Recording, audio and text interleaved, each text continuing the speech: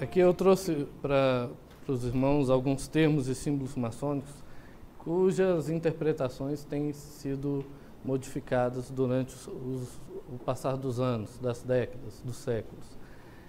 Isso tem muita relação com um artigo que, inclusive, eu tive a oportunidade de assinar com o nosso irmão Hugo Studart, sobre a questão de como a história maçônica, a linguagem maçônica se desenvolve. Porque os termos e os símbolos, eles fazem parte da construção da linguagem. E a maçonaria tem uma linguagem própria. Só que a maçonaria é uma instituição aberta, que está inserida na sociedade. O que faz com que não só ela influencie a sociedade, como ela seja influenciada pela sociedade. O que vem muitas vezes a macular os significados originais de termos e símbolos, prejudicando a linguagem maçônica. Porque muitas vezes nós cometemos o mesmo erro daquela plateia, de ver um símbolo e tentar dar àquele símbolo um significado para nós e na atualidade, e não o significado maçônico da antiguidade. E isso ocorre com toda a linguagem maçônica, é disso que nós vamos tratar aqui.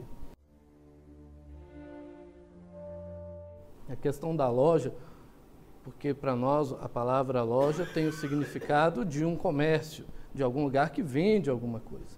Mas aí a gente tem que entender a origem da palavra. As lojas maçônicas na França usam o nome loge, que significa casa de caseiro ou porteiro, estábulo. As lojas comerciais na França é magazine, boutique ou comércio. Quer dizer, não é o mesmo significado que a gente aplica para a loja, para a palavra loja.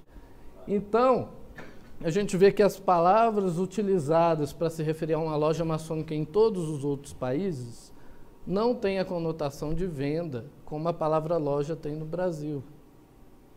As palavras utilizadas em francês, inglês, italiano, espanhol e alemão, para se referir a uma loja maçônica, têm a conotação de um alojamento de funcionários.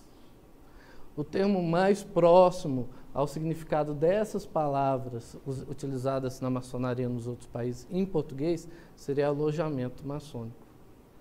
Só que a palavra loja, a grafia dela, a pronúncia dela é mais próxima do que a grafia e a pronúncia dessas outras palavras, né? E por isso foi traduzido assim.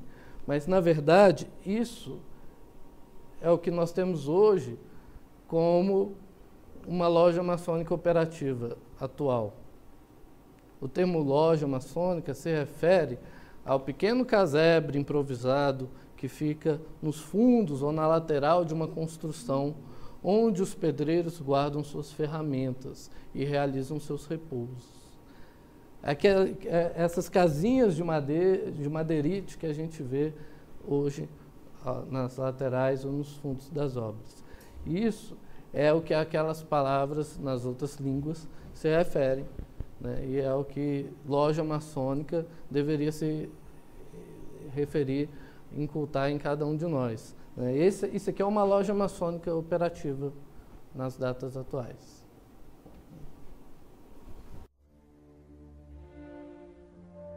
Então, o rito é como uma lei.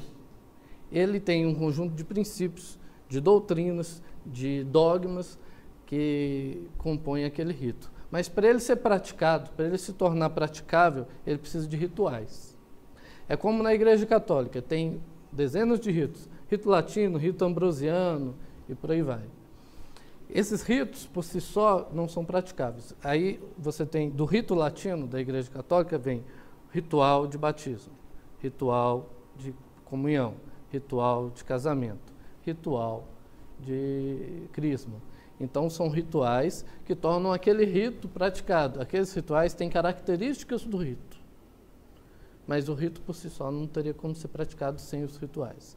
A mesma coisa é na maçonaria.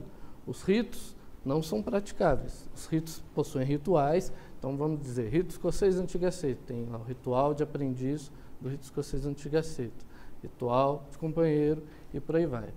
Esses rituais, eles possuem as características do rito, os princípios do rito, os dogmas do rito. Essa é uma questão interessante, porque venerável, inicialmente, é um pronome de tratamento, é um axiônimo. Aqui no ritual de emulação isso é muito claro, que é o mestre da loja. E aí ele tem um pronome de tratamento, que ele é chamado de venerável mestre da loja, como o reitor da UNB, que ele é o reitor da UNB, mas na hora de eu me referir a ele, eu tenho que dizer que ele é um magnífico reitor. O mestre da loja ganhou o pronome de tratamento de venerável, de worshipful, venerável, respeitável, conforme os irmãos quiserem traduzir. Se o mundo geralmente usa muito venerável, grão-mestre, por que o GOB usa soberano grão-mestre e as grandes lojas usam sereníssimo grão-mestre? No caso das grandes lojas, a culpa é da França. Um dos grão-mestres da França, da maçonaria francesa, o primeiro considerado realmente um grão-mestre, foi o Duque de Antin. Ele foi grão-mestre de 1738 a 1743. Ele era um príncipe de sangue. Na França, todos os príncipes de sangue recebem um pronome de tratamento de sereníssimo. Então, ele na maçonaria, ele era o grão-mestre, mas ele era o sereníssimo Duque de Antin, grão-mestre na época Grande Loja da França. O grão-mestre seguinte foi o Conde de Clermont, que era um príncipe de sangue. Então ele era o sereníssimo Conde de Clermont, grão-mestre. Depois de Clermont foi o Duque de Orleans, que era um príncipe de sangue. Então ele era sereníssimo Duque de Orleans. Quando a gestão do Duque de Orleans acabou, a França já era uma república, e o próximo grão-mestre não era um príncipe de sangue. Só que já havia 70 anos que chamavam grão-mestres de sereníssimo. E o pronome de tratamento ficou para a maçonaria. Os príncipes não iam mais precisar dele, porque a monarquia tinha acabado. Então, ficou para a maçonaria. E o Grande Oriente de França adotou esse termo, sereníssimo, para se referir a seus grão-mestres, herdando eles da monarquia francesa. Né? No caso do soberano, foi algo mais interessante. Né? O GOB, o grão-mestre de 1832 para frente, ele utilizava o título de sapientíssimo. Era sapientíssimo grão-mestre do sapientíssimo Grande Oriente do Brasil. Eu peguei todos aqueles boletins do GOB daquela época e fui olhando um por um para ver a evolução de como isso ocorreu. Na época, o grão-mestre acumulava o posto de soberano grande comendador do Supremo Conselho. O pronome de tratamento de soberano grande comendador era muito poderoso. Então, quando o grão-mestre chegava, a gente tinha que dizer sapientíssimo grão-mestre muito poderoso soberano grande comendador. E escrever também. Com o tempo, começaram a surgir variações. A primeira foi sapientíssimo grão-mestre soberano grande comendador, jogando o pronome de tratamento muito poderoso para fora. Então era sapientíssimo grão-mestre e soberano grande comendador. Como se jogou o pronome de tratamento de muito poderoso para fora, com o tempo, parece que entenderam que o soberano do grande comendador, que o soberano era o pronome de tratamento. E aí houve outra variação.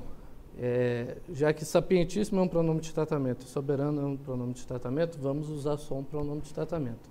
Passaram a usar soberano, grão-mestre e grande comendador, alejando o título de soberano grande comendador. Então, o título de soberano utilizado atualmente, ele foi retirado do título de chefe do Supremo Conselho do Rito Escocês, de soberano grande comendador. A partir dos boletins de março de 1877, é assim que se referiam ao grão-mestre, soberano, grão-mestre e grande comendador. Venerança, ato de venerar. Vou colocar numa frase para ficar mais claro. A minha tia é uma... Como é que chama? Aquela mulher que vive na igreja, Eugênio? Beata. Beata. Minha tia é uma beata. É uma venerança só. Todo dia ela está na missa. Uma venerança só. significa que ela venera muito. Então, não se aplica a uma gestão de um venerável mestre. Veneralato, verbo venerar, mais o sufixo ato. O sufixo ato é utilizado para dignidades, funções ou encargos. Então, um exemplo, bacharelato, que significa que você tem aquele título ou aquele encargo de bacharel. Se a gente olha no dicionário Michaelis e no Priberian, que é o maior dicionário de português de Portugal, mas agora também é de português do Brasil, a palavra veneralato vem substantivo masculino, cargo ou grau de venerável na maçonaria. Então, o termo correto é veneralato e não venerança. Tudo na maçonaria procurava-se utilizar simbologia da construção. E com as leis, as cláusulas principais não foi diferente. O marco de terra é aquelas grandes pedras dificilmente removíveis colocadas para delimitar uma cidade, uma fazenda, uma região. Então, a interpretação é, para delimitar a maçonaria, nós vamos utilizar leis, vamos utilizar marcos de terra, porque é um símbolo maçônico que trata de delimitação. Salmo 133, utilizado em praticamente todas as iniciações a aprendiz, e que muitos irmãos não pararam para compreender a história do Salmo. O orvalho de Hermon, ele desce e alcança os montes de Sião, como ocorre com o óleo precioso que desce para a barba de Arão e chega às suas vestes. O momento aqui do Estado de Israel era um momento delicado. As 12 tribos, elas estavam espalhadas aqui, entre Hermon e Sião, nas margens do rio. E haviam muitos problemas entre as tribos. O discurso feito é um discurso de fraternidade, para apaziguar os ânimos, dizendo que eles eram um povo abençoado, que assim como o orvalho de Hermon levava vida a todas as tribos até Jerusalém, né, que se não houvesse o orvalho de Hermon que vinha descendo até Jerusalém, né, eles não estariam ali, que aquela região era abençoada como o óleo que abençoou Arão, primeiro sumo sacerdote, da ponta da cabeça até as suas vestes. Então, é um apelo de um rei para um povo, né, que vivia brigando entre si, né, de levar em consideração essa bênção que o Rio Jordão trazia às tribos, né, e de viverem unidos como irmãos, os membros de todas as tribos. Antes desse lema, antes da Revolução Francesa, o lema original da maçonaria, que ainda é o lema utilizado na maioria dos países, principalmente nos países anglo-saxônicos, é amor fraternal, socorro e verdade. Porque se você tem num lema que você tem que fazer o socorro, então você entende que a loja maçônica tem que fazer socorro, porque tem no lema. Se você tem no lema verdade, você entende que tem que ter estudo para se buscar a verdade. Agora, quando você tem um lema genérico, liberdade, igualdade e fraternidade, e aí você já mora num país que tem uma Constituição, que já houve já a declaração da liberdade, igualdade e fraternidade entre seus cidadãos, você precisa fazer o que na loja maçônica? O seu lema já... Beleza, meus irmãos lá de 1822 já conseguiram isso. A liberdade, a igualdade e a fraternidade. Meus irmãos da Proclamação da República já conseguiram isso. Então, o que eu vou fazer? Não preciso fazer mais nada. Vamos só honrar a memória deles, né? Agora, quando você tem um lema de amor fraternal, socorro e verdade, então eu tenho que fazer socorro e tenho que buscar a verdade, porque senão eu não vou cumprir meu lema. Então, isso difere muito o modo de pensar de um maçom latino para um maçom anglo-saxônico. E aí a gente vê porque nos Estados Unidos a maçonaria tem centenas de hospitais e no Brasil não.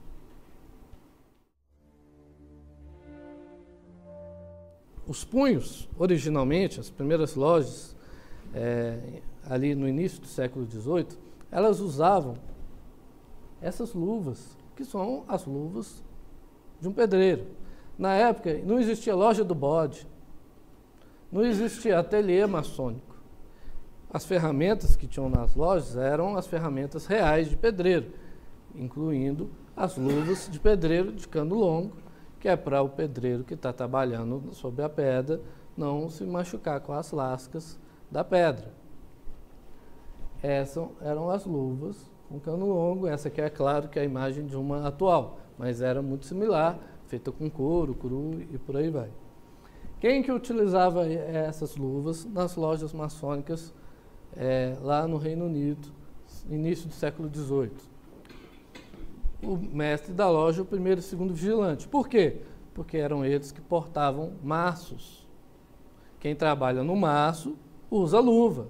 Não se trabalha no maço sem luva. É um ensinamento dos maçons operativos. Então, em 1881, a Grande Loja Unida da Inglaterra, ela definiu: olha, os punhos são obrigatórios para grandes oficiais e opcionais nas lojas maçônicas para venerável primeiro e segundo vigilante. Eles devem ter a cor azul escura com bordas douradas para grandes oficiais e azul clara com bordas prateadas para os oficiais que utilizam na loja. Isso em 1881. Só que muitos continuavam reclamando do punho, que era incômodo. E em 1971 definiu que é opcional para todo mundo. Isso é importante a gente pensar, porque aqui no Brasil a gente simplesmente adotou os paramentos da Inglaterra, né, tanto o GOB quanto as grandes lojas, copiou os paramentos da Inglaterra, eles foram desconfigurados ao longo do tempo, extremamente desconfigurados. O punho passou a ser utilizado sem as luvas, né, e perdeu-se o significado do punho, né. Então, e hoje, quem inventou o punho não usa mais os punhos e a gente continua com os punhos. Triplo tal, engraçado, é aquela questão que a gente fala. No Brasil, a literatura maçônica foi feita com raciocínio inverso. Então, você tem um símbolo, em vez de ir buscar a história do símbolo, você tentar inventar algo que seja coerente para interpretar aquele símbolo. Então, o triplo tal. É impressionante que a gente vê os trabalhos maçônicos, os livros que falam do triplo tal, falam, não, o triplo tal do avental do venerável mestre é uma cruz mais antiga que a cruz da cristandade. Ela é oriental, porque o venerável senta no Oriente, e o triplo tal é a cruz oriental e não sei o quê. Para mim, um triplo tal, ele tem o formato de T. A parte horizontal é em cima e a vertical é embaixo. O triplo tal é um esquadro. Ele é chamado em inglês de T-square, esquadro em T. Ele é usado pelos arquitetos na prancha de delinear.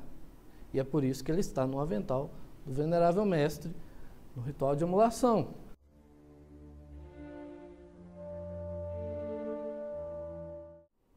Joaquim Murat era o rei de Nápoles, cunhado de Napoleão Bonaparte, grão-mestre da Carbonária, maçonaria do pau no bom sentido.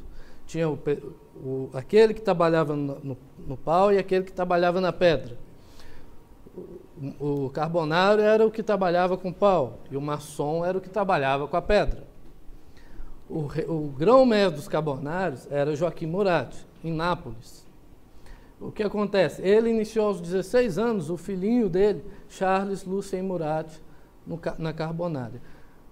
E o que é essa carbonária? Um bando de marceneiro vestido com um balandral preto, com um punhal prateado bordado no peito. O Charles Lucien ganhou como prêmio de consolação do Napoleão III o grão-mestrado do Grande Oriente de França, em 1852. Ele ficou por 10 anos como grão-mestre. Só que tem um detalhe, ele não era maçom, ele era carbonário. E implementou várias características carbonárias no Grande Oriente de França, entre elas o balandral. Quando ele caiu em 1862, Napoleão III tirou ele e colocou o Marechal Magnán, que nem era maçom, era um profano, e foi do 1 ao 33 do rito escocês Antigacete um dia, e assumiu como grão-mestre no lugar do Murat. O Marechal Magnán, que foi o sucessor do Murat, resolveu fazer o que muitos políticos brasileiros fazem quando assumem. Tudo que foi feito pelo meu antecessor está cancelado. E aboliu o uso do balandral no Grande Oriente de França.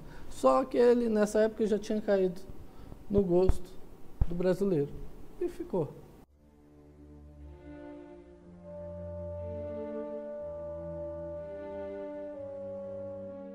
É o Sol em seu zênite e a Lua quarto crescente. Não é o Sol em seu poente ou o Sol em seu nascente. É o Sol em seu zênite e a Lua quarto crescente. A Lua quarto crescente, ela tem uma peculiaridade. Ela nasce ao meio-dia e se põe à meia-noite. O símbolo do Sol e da Lua sempre estão juntos. A gente nunca vai ver numa loja só o Sol ou só a Lua. Nunca vai ver num painel só o Sol ou só a Lua. Sempre está o Sol e a Lua em lados opostos, porque é o símbolo do meio-dia à meia-noite. Seria esse o Sol e aqui o movimento aliás, daqui para cá, de translação da Terra em volta do Sol, em que nos trópicos ocorre o solstício de verão e inverno, que coincidentemente caem nos dias de São João Batista e São João Evangelista. Realmente, é São João Batista é junho, São João Evangelista dezembro, né? São os solstícios em que a maçonaria sempre observou os solstícios para suas festas, comes, bebes, né? Seu bom whiskyzinho básico e tal, sempre foi em junho e em dezembro, próximo aos dias do solstício, né? E daí a homenagem aos santos. Antigamente, todo templo tinha um pavimento mosaico em seu centro. O próprio Pilatos, no local onde ele realizava seus julgamentos, era um pavimento mosaico. E a Torá entende que o local onde era o Sanctum Sanctorum, o devir, tinha um pavimento mosaico, como todos os templos na época tinham um pavimento mosaico. Pavimento mosaico, um monte de pedra colorida colada uma perto da outra. Não significa que é quadrado e preto no branco. Só que no século XVI, o rei Henrique VIII determinou que fosse produzida uma Bíblia ilustrada. Ela é conhecida como Bíblia de Genebra. Essa Bíblia de Genebra é culpada pelas colunas maçônicas terem globos em cima, né? E é culpada também pelo pavimento mosaico nosso ter quadros brancos e pretos. É claro, na época só se imprimia preto e branco, né? E aí o pavimento mosaico, a ilustração veio com o pavimento mosaico preto e branco, né? E isso foi copiado. Então, os maçons, isso é uma teoria até que se baseia em Harry Carr e em vários outros historiadores de maçonaria, que quando eles desenhavam o retângulo no templo, na sala da loja, eles desenhavam o véu em volta. Só que véu, para desenhar bidimensional, só dá para fazer a ondulação da cortina.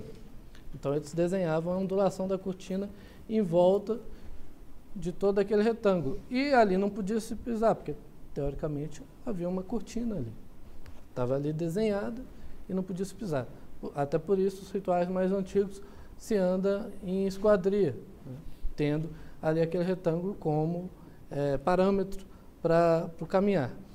Quando, a partir de 1752, quando começaram a construir os primeiros edifícios maçônicos, né, em 1752, graças a William Preston, né, que o crédito seja dado a ele, ao se fazer de cerâmica o piso, é muito difícil você fazer ondulação de uma cortina em cerâmica. E aí essa ondulação começou a ser feita em cortes retos, né? O que surgiu a orla dentada em cortes retos. Mas é isso, agradeço a atenção dos meus irmãos. Muito obrigado.